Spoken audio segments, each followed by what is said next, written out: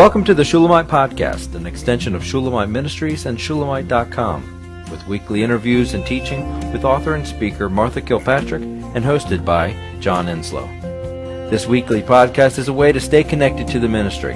So come experience anointed messages, not giving just another method, but a living impartation. Rebecca Kramer, our dear friend, is with us, and she said something earlier. She said resistance makes you crazy. Oh, that's brilliant. And then I said, it's only when you accept that you really love. To release the situation to God. That's all He wants of you. And if He gives you any part in it, you'll know it, but it's playing God. And it goes in along with your anxiety. And your anxiety, we're speaking about worry and so forth. But I can have anxiety for God to move in people's lives. Does that, you understand? I can fret over God. These people are suffering, But that's not where you begin. You begin with surrender to God.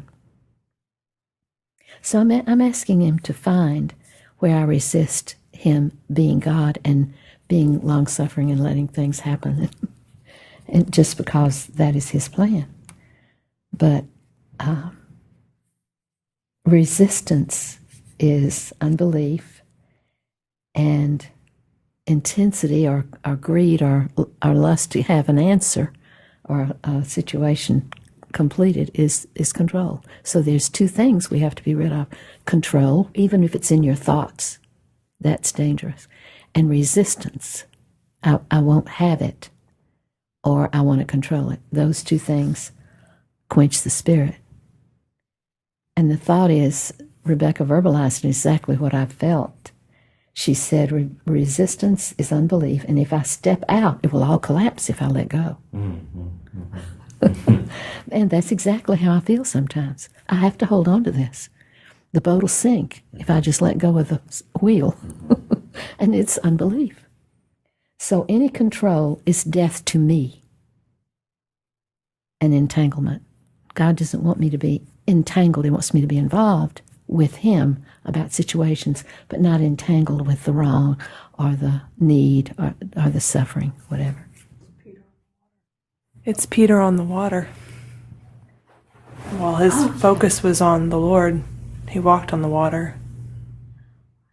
As soon as he became fearful and realized where he was, he started to fall. He saw the storm, and it seemed that the storm had power. And then it was like he was in the sink, the drain sucked him right in. But it's any control and resistance is death to me, because resistance does make you crazy. It makes your thoughts go outside of truth and reality. I have the benefit, and whenever you're ready for it, I have the benefit and what it looks like on the opposite side of accepting the sovereignty of God. So do we want to do it now? It's when you embrace sovereignty, His sovereign hand, you embrace Him being God, His lordship. He embraces you. It becomes an embrace. There is something that is tangible about accepting His sovereignty in a particular situation, that you literally become, you get embraced by it. It is a comforting thing. It is a hug. Do you understand what I'm saying? I want more. I know you know it because you've experienced it. When you resist His sovereign hand, everything inside of you and about you is strident. Mm-hmm. And He's not hugging that. He'll grip it. He'll hold it. But He won't. He doesn't. But when you accept it, it's almost like, I don't know, as somebody who was raised and kind of ran rickshaw in my willfulness. When I had someone take the authority when someone took the authority and I submitted to the authority, then there was a comfort. You had security. I had security.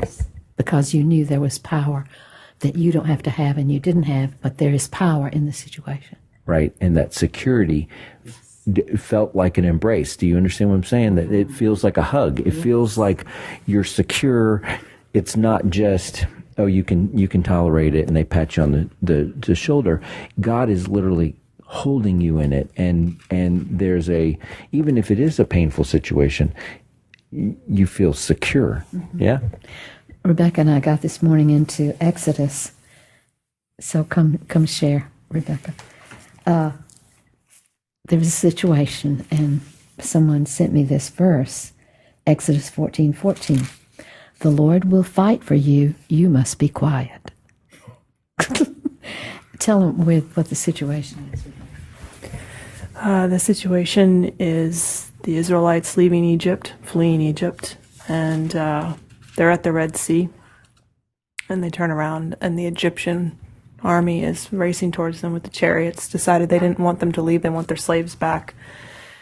And now the people are really ticked at Moses, because they say, weren't there enough graves in Egypt that you brought us out to die in the desert? What have you done to us? We've been better off as slaves for the Egyptians than to die in the desert. And that's resistance. Oh, sorry, that's resistance. Okay, go ahead. So he answered the people, and this is the complete Jewish Bible translation. Stop being so fearful.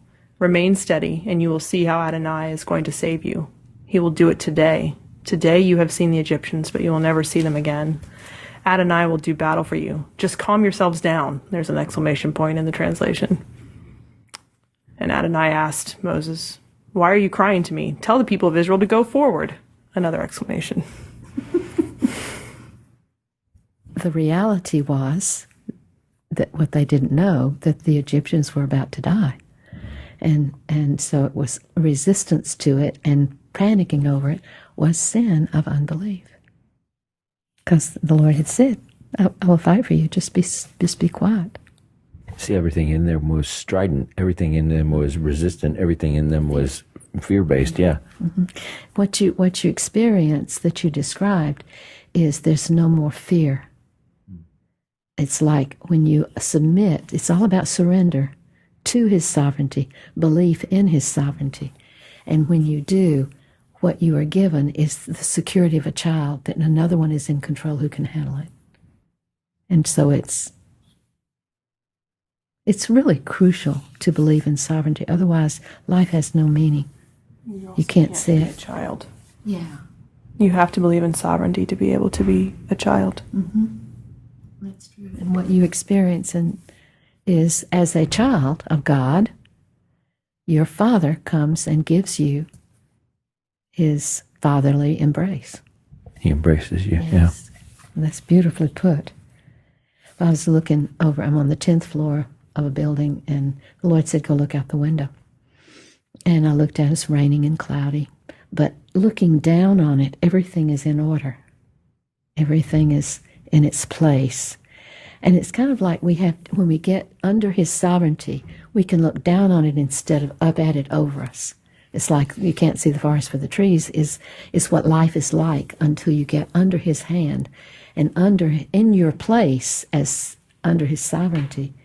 And then there's an order that you can see, and you can also see what He's doing and what He's about. So it's and then it's a basic command that I have struggled with for many years. Resist not the evil men do to you. And in the Altogether Forgiven book, I tell a lot about the evil that I met. And a friend of mine said, how's the woman still standing? And of course, I didn't most of the time. But that's been difficult because that command I cannot keep in the flesh. Mm-hmm. I cannot possibly do it. And I tried for many years to do it because I knew God was telling me not to resist. I understood it exactly. I just didn't know how to do it. And I don't do it. Christ alone, I came to find out, only Christ in me can live not resisting. Christ was so in the Father that He didn't have to resist. God had Him even in Gethsemane. So if getting under his sovereignty, you can suddenly or slowly grasp his perspective. And his perspective was me. I've already answered your prayers. I've already solved your anguish. It's all done. You just didn't know that it was answered. And then it taught me that my job is prayer. Not anxiety, not control, not even talk. In this situation, I didn't give any lessons. I didn't teach. I didn't correct. I didn't do anything. I loved, but I didn't exert any touch of control over it. Sometimes the prayer is just the waiting, just the stillness. And that is belief. But Rebecca and I had some rich times this morning just going over these things. And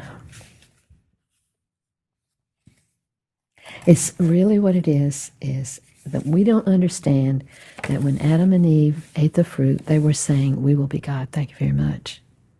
We'll be God. We'll decide. We'll know. We can do it better. Thank you. Yeah. And so we don't understand that sin is, I take the place of God, and I have to come back to let him have the place of God. And I play God when I'm fretting and when I'm trying and when I'm anxious for people to be healed, saved, delivered, whatever. So I was just seeing, they also were the first people to screw up the marital relationship. Eve decided to be God, and Adam chose to adhere to Eve over God. And it's a problem in so many relationships. And they chose the flesh, and the flesh is the realm of Satan. They chose death, and they were banished from the garden. They chose displacing God, and then they were displaced. Exactly. Exactly. And that happens to us when we do it. To think I know what should be and when should be.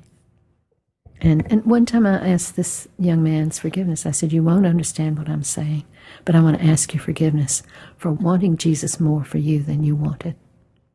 And I don't think he did it, but I meant I was pressing, and I should have just let go. I'm amused and kind of laughing because my series on Let has convicted me and inspired me.